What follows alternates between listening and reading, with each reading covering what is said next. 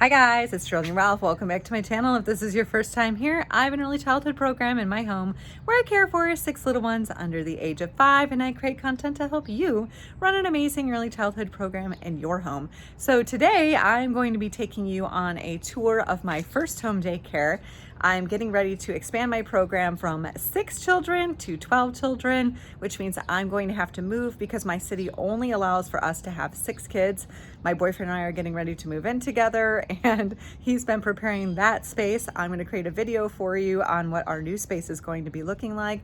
But I thought this would be a great opportunity for me to create a video for you to show you what my first program looked like, because right now everything is ready. We just had the photographer here. They did photos and videos of the house so we can get ready to list it.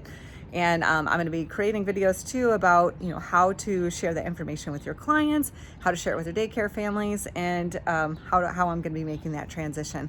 So I am going to take you on a tour of the house because this is the best this house is ever going to look. As you know, with 6 little ones running around, it gets crazy. I mean, I keep a pretty clean house, but whatever. It's all spick and span and ready for the photographer. So let me take you on a tour. Okay, so this is the first house that I have with my daycare. We're on a cul-de-sac, so that's nice because then we don't have to worry about too much traffic. My program is set up so that my families come in from 7:30 to 9. And I'll just show you. When I first started my program, I would have all my families come in through the front door. The space is now just a dining room, but I'll show you what that looks like. Let's see. So this was where my first space was for my daycare. As you can see, it's kind of tight for 6 kids, but yeah, this room right here was originally used as my daycare room, and then later on as my kids got older, we used it as their room. And then once the kids got old enough to move out, we just use it as I used it as a photography studio, so I would shoot family photos on the side and just use it as my regular dining room. Down this way, we have the bedrooms and the bathroom. So when we were upstairs, it was nice to have the bathroom right there, and then we had the kitchen over this way. So that's the kitchen area. What I love about this house is we have a lot of pocket doors. So back when my kids were younger, it was nice. When I would have the daycare in here, I could just close off that space. Nobody had to see my messy kitchen because, as you know, when you're working with kids, your kitchen's always a mess. But then also when my kids got older, that little pocket door served as a good way to block some of the sound from the kids. So I'll try and add some video or some photos of what this room looked like as the daycare and as my kids' music room. So here's my kitchen. It's a really small eat-in kitchen. We just put this little table in here to give me some extra space for food prep. So pretty standard kitchen here. And then the other thing I love about this house is that you have the front room there, and then if you go through the kitchen, then we come in the back here, and this is our family room. So this area back here has always been the adult space. So none of the kids, well, obviously my own children were allowed to play back here and hang out, but none of the daycare kids are allowed to play in this space because, it's my family space. I want to have nice furniture and a nice cozy family space for us to hang out. I have all my books over there. I love to read. I'm a big reader. And then over here this is our family closet. That's always been where I keep all my family stuff. And then over here, we have these little shelves, or this little bench over here for the daycare kids. I always keep extra hats and gloves and things like that. I always keep those extra things on hand because last thing I want to be worrying about when the kids are getting ready to go outside is where's everybody's hat, where are their gloves. I just always keep that stuff for the kids. There's their little shoe bucket for the kids' shoes. And this is where the kids would hang their coats. And then that is the basement. So when my families come in, they come in through the back door. I just took you in through the front door. That's my family space. But this is the back door. So all my families come in through the back door. The kids have a little space to sit here. They put their shoes over there. They hang their coats up over here. It's really nice because then it's just a straight shot down to the daycare downstairs. And I teach my kids at a very young age. They have to stay on the mat here. They're not allowed to run willy-nilly through the family room because, you know, that's my beautiful furniture that I just bought and I don't want kids jumping all over it. So we'll take you down to the basement and show you what that looks like.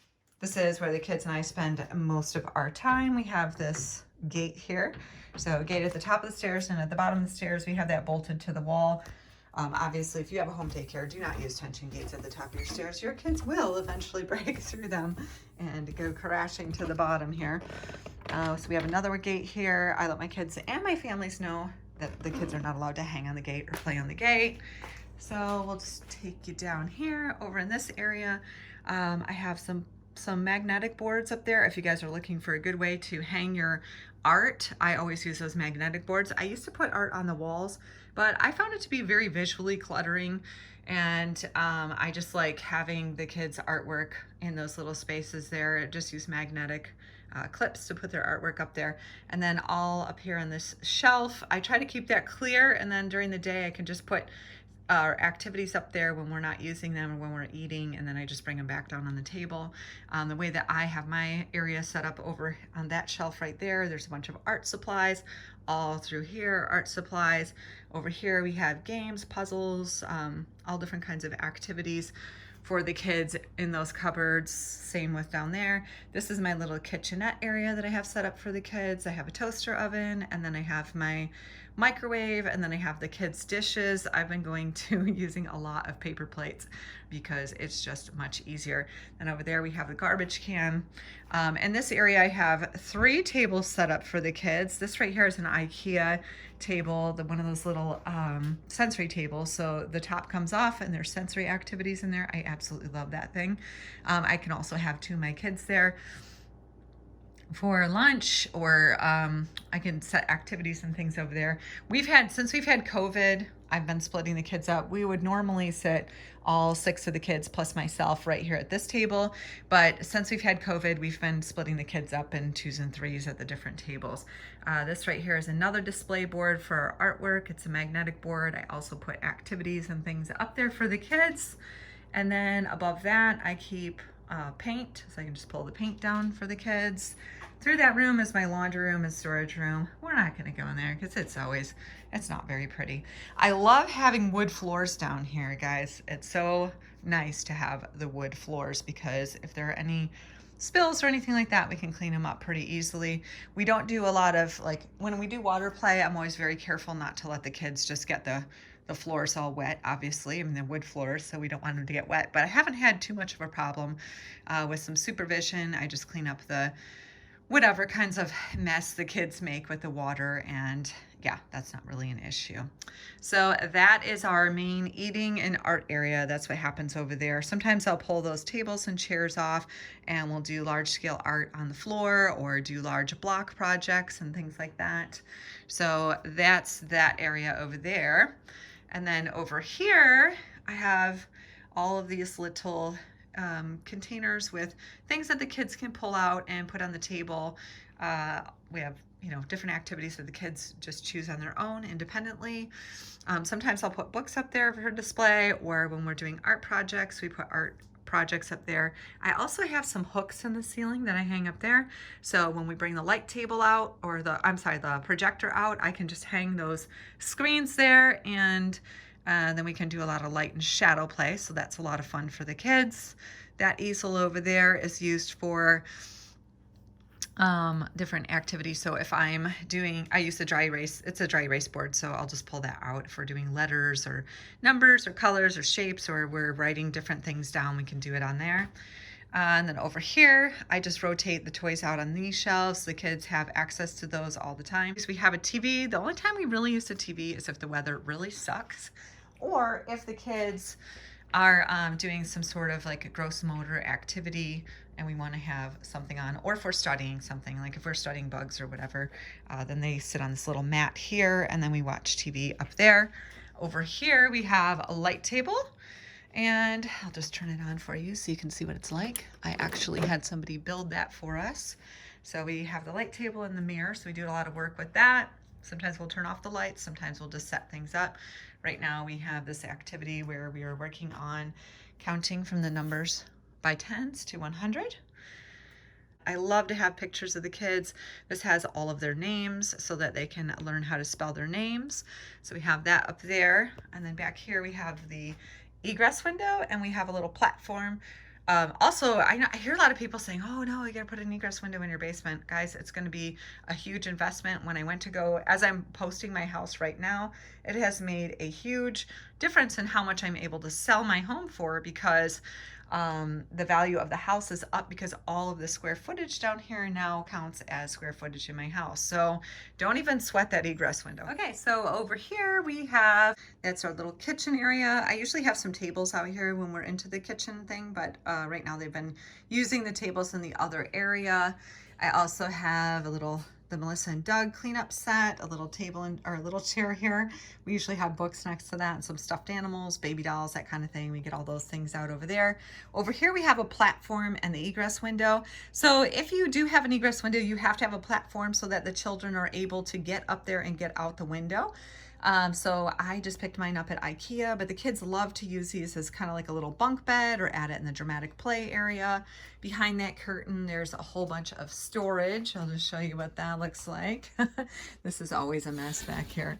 But yeah, we have our Christmas tree and a bunch of other stuff. There's the egress window. This right here, I'll just show you how this works. Pop it open and poof, you can put it out. There, see that. Then over here we have this big IKEA shelf. I love it. In each one of these little cubbies, I have different things, everything sorted out according to what they would be used for. We have music, Play-Doh, STEM stuff. All of those things are inside of these cubbies. Actually, I'll take you over here and show you what it looks like. I had these cute little things that I picked up here at the home goods store, and the kids keep tucking them in there. But in here we have a bunch of STEM kits and some music stuff in there. So those are great. The kids they're not allowed to just take those things out. We call these the teacher shelves. So sometimes it's organized. Right now it's a little bit of a mess. And then over here we have our little kitchen set. I love to keep my room open in the center because we do a lot of gross motor activities. So this big area over here is also where I set things up to do gross motor activities for the kids. And then in here, this is just another storage room, hot water tank, all that fun stuff. So actually I'll show you over here. See, I have some shelves. This is where I keep some of my extra toys in different bags. Everything has to be 4 feet away from the the furnace. So everything is away from the furnace. That's why it's all stacked up over here. Obviously the kids never come into this space. And yeah, so that pretty much concludes the tour of our classroom, and I'm really excited to show you what our new classroom is going to look like.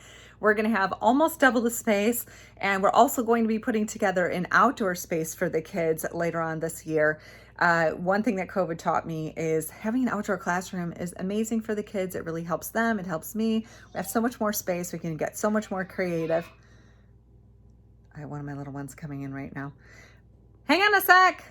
So yeah, I love having an outdoor play space for the kids. So we're going to be having an outdoor play space in our new location, and our space is going to be about twice the size of this space that I have here right now. So I'm excited to show you the tour of my new program. As an entrepreneur, it's great to always be growing and adding on to your business. Anyways, thanks for stopping by, and make sure to leave some love in the comments. I would love to hear about your program. If you have a YouTube channel, please share with me. I'd love to know what you're doing in your classroom, how you have your classroom set up. As I'm getting ready to design everything, it's just so helpful to see what other people are doing in their programs, so I can make my program absolutely beautiful and very useful and functional for the little ones that I have coming to me. Anyways, have a great day, and thanks for stopping by. I almost forgot to show you this room that we have in here. This is our little extra room that we have. It's been a lot of different things. Sometimes it's a preschool room. Right now it's actually a reading room. What's up, bud? And do that later. Yeah, we can do that maybe another time. We have some storybooks. We have our nugget couch. When it's in here, it's a spot for the kids to sit. When it's out in our main area, it's a tumbling mat. And then we have our other tumbling mats. We have some book, or we have a whole bunch of games. They're actually semi-organized according to concept that it teaches. And then we have some other toys over here in this little storage area. Some files and some paint and lots of other books. Usually these shelves down there are full of more books and things like that too. So anyways, I hope you liked the tour of our classroom. Thanks for stopping by.